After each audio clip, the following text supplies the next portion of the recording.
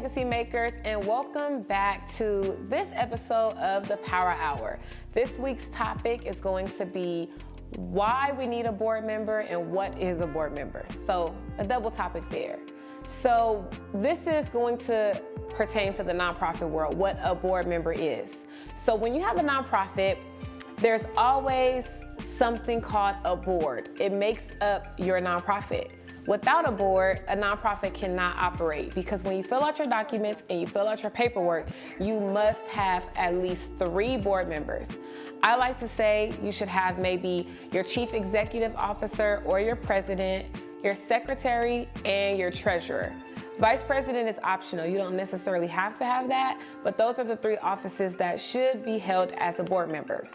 When it comes to voting, you always want to have an odd number when it comes to your board, because again, if you have an even number and 4 people vote yes and 4 people vote no, you won't have a tiebreaker there. So you want to make sure that you try to keep it at an odd number. You want to make sure you have a minimum of 3, and you can have a max of however many you want. But for a small nonprofit, I would advise no more than about 7 board members. So the role of a board member is very, very important, because you guys are the ones that help push the nonprofit forward. You are the ones that are assisting with the fundraising. You are the ones that's making sure that the nonprofit is doing all the things that you need to do to make sure that the mission and the vision and the core values of that nonprofit are held to that standard and things are being done the right way. So what are a few things that board members do? Because I don't want you guys to get this confused with volunteers. So many times you see someone wanting to start a nonprofit and you think that, oh, I want to help. I want to be an asset to this nonprofit. I believe in their vision and their mission. I like what they do. I want to be a board member. Well, if you do not have the financial stability to be a board member, meaning you can maybe pay in, let's say in the beginning, at least, I'm going to say at the least, $2,500 on a yearly basis, or you can raise at least $2,500, and again, this is at a low scale, then nonprofit board member probably is not for you, because you need to, again, fundraise, and you need to bring in the money, and you need to give or get some type of financial contribution for the nonprofit. Another thing that board members should do is sit on a committee, either be on the finance committee, maybe you're on the program committee, maybe you're on the audit committee, whatever committee makes up that nonprofit. It just depends on the type of nonprofit you have. So for example, let's say you have a homeless nonprofit that you have started. Maybe you have a homelessness committee, because someone knows how to get deep and do the work and go into the streets and figure out the count, who's homeless, where the numbers are high at, what the homeless population needs, et cetera, and et cetera. You may want to sit on that committee. Maybe you are an accountant and you're really, really good with money. You may want to sit on the finance committee. Or let's say you're a lawyer and you want to be a board member. You may want to sit on the audit committee, because you know about the legalities and all those kind of things that go into the nonprofit.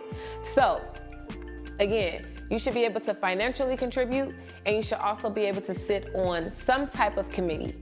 So let's talk about the do's and the don'ts of a board member. Do's.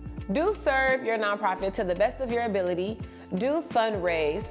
Do make sure that you are doing everything possible to push the vision and the mission forward of that nonprofit, and actually do the work. Some people do sit on nonprofit boards and they just sit there to vote yes or no on some type of program, some type of partnership, something that's going to help the board. But that's all they want to do. They want to come to that annual meeting or that quarterly meeting, or however often those meetings are held, and they just want to vote and get out. But the reason why they can do that is because they have the funding to do that. They have the financial backing to do that. So they can write their check, sit on that board, make sure the minutes and the agenda looks good, and then wait until the next year or that next meeting. But then there's other board members that maybe want to be a little more involved, and they want to be at the events, and they want to be at the galas, and they want to actually dig deep and do the work. So the do's of a board member is to do the work or be able to financially contribute. The don't is, do not sit on a board and think that all you can do is sit, because you are not a board member. You're not even a volunteer. You're just a seat warmer. And boards do not need seat warmers. Another thing that you cannot do let me not say cannot, because this is not a law, but you shouldn't do is be paid as a board member. That is a very, very big stigma and myth and all those things that goes into the nonprofit world. People wonder, well, if I'm sitting on the board, why am I not being paid? How can I be paid? You can't. You're a board member. You should not be paid. You are doing this because you are helping push the mission and vision forward. There is some type of rule that goes into who can be paid and who cannot be paid, which we'll talk about at a later episode. But just think about it. You are receiving $100,000 funding for your nonprofit. There are, let's say, 4 board members. I know I said an odd number, but we're going to use this for the example. There are 4 board members on the board, and each one of you guys want to be paid $20,000, and all you're getting is $100,000.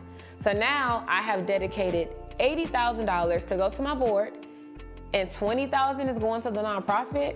I thought this was a nonprofit. I thought I was helping the purpose of the nonprofit. I didn't know I was helping pay the board members' bills.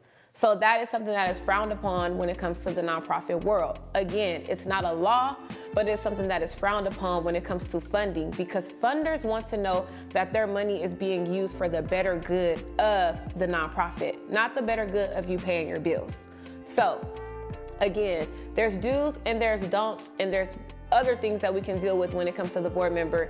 But the last thing I want to talk about is the recruitment of your board member. The reason why I want to talk about this is because it's important. Most people that start small nonprofits and don't really have the funding, they think that their family and their close friends should be board members.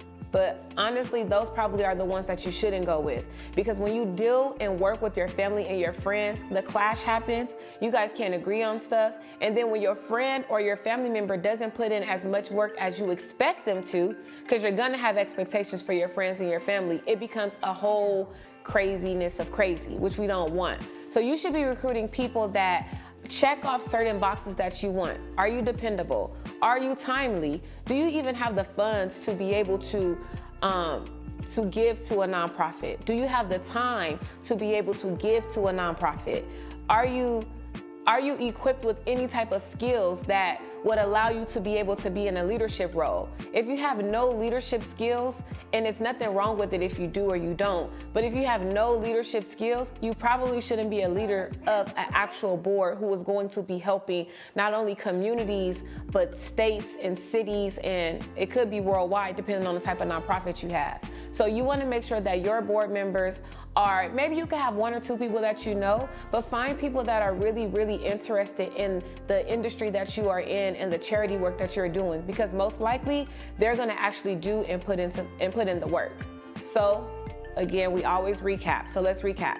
Board members are people that make sure that they're pushing the mission and the vision and the core values forward to make sure that the nonprofit operates the way that they want. Board members should not be paid. You should have a president or CEO, a secretary, and a treasurer that is a part of your nonprofit, and you should always understand your roles and be able to financially contribute to a nonprofit. So that is the recap for this week's episode of the importance of board members, and I hope you guys really found some value in this episode. And again, of course, if you guys have questions, comments, or concerns, you can always contact me. And thank you for tuning in to this week's episode on the Power Hour. Have a good night.